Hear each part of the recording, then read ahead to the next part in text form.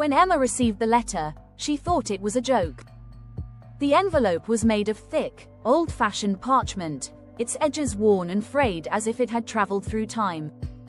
Inside was an invitation to claim her inheritance, Blackwood Manor, a sprawling estate in Maine she had never heard of. The letter was signed by a Mr. Alaric Pierce, the supposed caretaker of the property, who insisted she come before December's end to secure her claim. The timing was uncanny. Emma, a struggling journalist living in a cramped New York apartment, had recently lost her job and was barely scraping by. At first, she dismissed the letter as a scam, but the allure of a free estate, coupled with her mounting desperation, was too tempting to ignore. On December 15th, Emma boarded a train bound for the remote town of Blackwood. As the train wound its way through the desolate Maine countryside, she couldn't shake the feeling of unease that crept over her. The trees outside the window were skeletal and twisted, their gnarled branches clawing at the sky. The air felt heavy, as though the world itself were holding its breath. By the time she arrived at the deserted train station, the sun had dipped below the horizon, leaving the landscape bathed in an ominous twilight. Waiting for her was Alaric Pierce, a gaunt man with skin that seemed stretched too tightly over his bones. He carried a lantern that cast flickering shadows over his hollow face, giving him an almost spectral appearance. Without much conversation, he led her to Blackwood Manor, which loomed at the top of a hill like a slumbering beast. Its Gothic spires pierced the night sky, and ivy crawled over its cracked stone facade as if trying to suffocate the life out of it. Emma hesitated at the gate, but Pierce urged her forward with a grave look. "The house has been waiting for you," he said cryptically. Inside, the manor was even more foreboding. The air was damp and cold, carrying a faint metallic smell Emma couldn't place.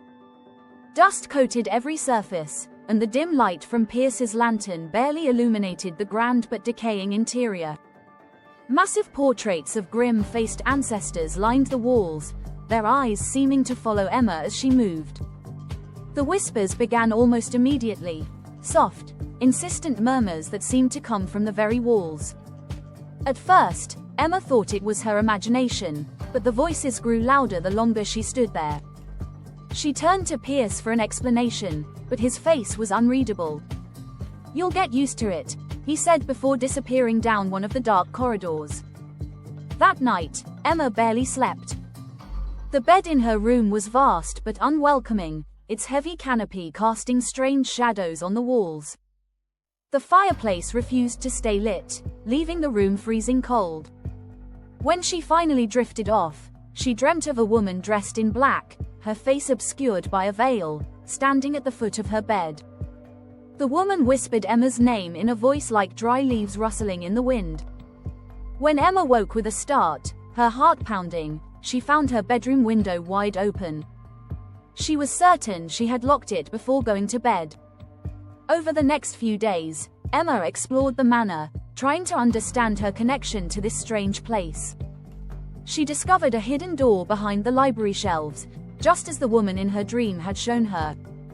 Beyond the door was a staircase leading to a subterranean chamber. The air grew colder the deeper she descended, and the faint whispers that had plagued her since her arrival grew louder, more insistent. The room at the bottom of the stairs was like something out of a nightmare. Shelves lined the walls, holding strange artifacts, jars filled with murky liquid, bones tied with string, and candles that had melted into grotesque shapes. At the center of the room stood a stone altar, its surface stained with dark, crusted streaks that Emma didn't want to identify. Lying on the altar was an old, leather-bound journal. The entries were written in a spidery hand and described dark rituals performed by Margaret Blackwood, a supposed ancestor of Emma's who had been accused of witchcraft centuries ago. The final entry was chilling. "The bloodline will end with me. No heir shall escape the curse of Blackwood Manor." Emma confronted Pierce, demanding answers. His face was pale, his eyes darting nervously as he explained that Margaret's spirit still haunted the house, bound by the curse she had placed on her descendants. "You were brought here for a reason," he said. Margaret won't rest until she claims you. Terrified but determined, Emma decided she wouldn't be a victim. She would confront whatever evil lurked within the manor and end the curse once and for all.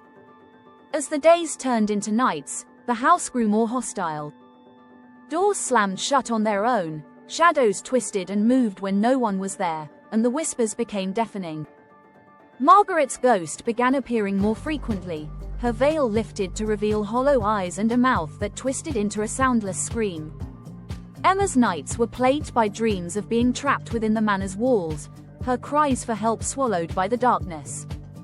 In a final act of desperation, Emma descended once more into the hidden chamber, armed with a sledgehammer she had found in the manor's decrepit shed. The air grew thick and oppressive as she approached the altar, the whispers reaching a fever pitch. As she raised the hammer to destroy the altar, Margaret's spirit materialized, clawing at her with ghostly hands. The room seemed to tremble, the walls cracking as if the house itself were alive. With a scream, Emma brought the hammer down on the altar, shattering it into pieces. Margaret let out an unearthly wail before disintegrating into ash. The moment the altar was destroyed, the house began to collapse. Emma ran, the walls crumbling around her, and escaped just as the manor fell into ruin. She stood on the hill, watching the dust settle, and felt a strange mixture of relief and sorrow. The curse was broken, but she knew she would never truly escape the shadows of Blackwood Manor.